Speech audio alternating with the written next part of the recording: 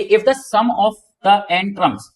Some of the n term मतलब S n दिया हुआ है आपको कितना 4n माइनस एन स्क्वायर है ना, सम ऑफ एन टर्म का मतलब यही होता है, या ऐसे बोले सम ऑफ फर्स्ट एन टर्म, बात वही है। एन की जगह कुछ भी दे दे, सम ऑफ फर्स्ट क्यू टर्म दे दे तो लिखोगे तो ऐसे ही बस एन की जगह वेरिएबल चेंज कर देगा, क्यू दे देगा, पी दे देगा, तो कंफ्यूजन नहीं होना है ना, बात वही है। ठीक है, तो एस एन दे दिया, ये दे दिया, बोला what is the first term, बोला फर्स्ट टर्म क्या है, दैट इज एस वन। यहाँ बता भी रखा है कि जो एस वन है वही फर्स्ट टर्म होती है ना, तो बिकॉज एस वन जो होती है वो ए वन के बराबर होती है। मान लो कोई एपी दे रखी है आपको, अब उसमें फर्स्ट टर्म का सम करोगे तो वही तो होगी, है ना, वही टर्म होगी। तो एस वन ए वन के बराबर होती है, तो ए वन निकल आएगा, देयरफॉर ए वन क्या हो जाएगा एस वन। तो एस वन कैसे निकालोगे, जहां एन है वहां वन रख दो, है ना, तो 4 और एन की जगह 1 रख दो। ठीक है, तो ये हो जाएगा 4 माइनस 1 क्या आ जाएगा 3, तो ए वन की वैल्यू आ गई 3, ये आ गया हमारा फर्स्ट टर्म।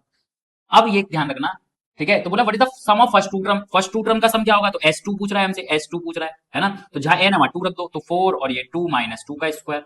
है ना, तो 4 2 8 और ये 4, तो क्या आ जाएगा 4 आ जाएगा, S2 आ गया, सम ऑफ टू टर्म आ गया। ठीक है, आगे बोले what is the second term, second term क्या होगी। अब ध्यान रखना कि सेकंड टर्म कैसे निकालते हैं भाई, जो सेकंड टर्म आती है ना, सेकंड टर्म वो कैसे आती है, S2 में से माइनस कर दो A1 फर्स्ट टर्म को, दो टर्म का अगर हमने सम किया है ना, और उसमें से फर्स्ट टर्म को माइनस कर तो बचेगी क्या, सेकंड टर्म ही तो बचेगी। तो सेकंड टर्म कैसे निकलती है, दो टर्म सम में से फर्स्ट टर्म को माइनस कर दो। ठीक है, तो बस, तो देयरफॉर A2 क्या आ जाएगा, तो S2 ने का S2 क्या है 4 है, और माइनस A1 है ना, फर्स्ट टर्म क्या है 3, तो A2 क्या आ जाएगा 1, A2 क्या आ जाएगा 1, समझे। ठीक है, अब आगे बोल रहा है, अब देखो A2 आ गया, A1 आ गया,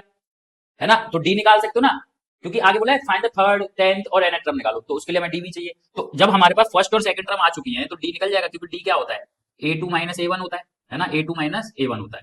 ठीक है, तो देयरफॉर डी क्या हो जाएगा, A2 की वैल्यू है 1 माइनस A1 की वैल्यू कितनी है 3। ठीक है, तो डी की वैल्यू आ गई -2, डी की वैल्यू आ गई -2। अब ए और डी मुझे पता है, अब मैं कुछ भी निकाल सकता हूँ, है ना, कोई भी टर्म निकाल सकता हूँ, थर्ड टर्म निकाल दो, तो थर्ड टर्म क्या होती है बताओ, a प्लस 2d, है ना, a की वैल्यू है मेरे पास 3 और 2d की वैल्यू है मेरे पास -2। ठीक है, तो कितना आ जाएगा 3 माइनस 4, ये आ जाएगा -1, A3 आ गई मेरे पास -1 आ गई। ठीक है, अब बोला टेंथ टर्म निकालो, तो टेंथ टर्म क्या होती है A10 होती है a प्लस 9d,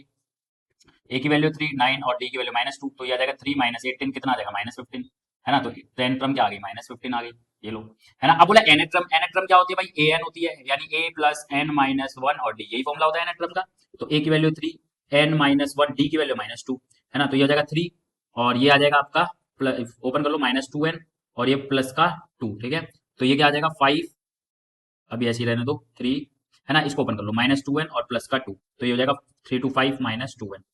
ये आ गई हमारी ए एन, है ना, ये एन टर्म आ गई -5 -2n, बस यही क्वेश्चन पूछ रहा था हमसे। तो ये ध्यान रखना कि जब भी सम ऑफ फर्स्ट एन टर्म कुछ भी दे दे, एस एन आपको कुछ भी दे दे, S1 A1 के बराबर होता है और जो सेकंड टर्म होती है वो S2 माइनस A1 निकलती है, बस फिर आप कुछ भी निकाल सकते हो। ठीक है।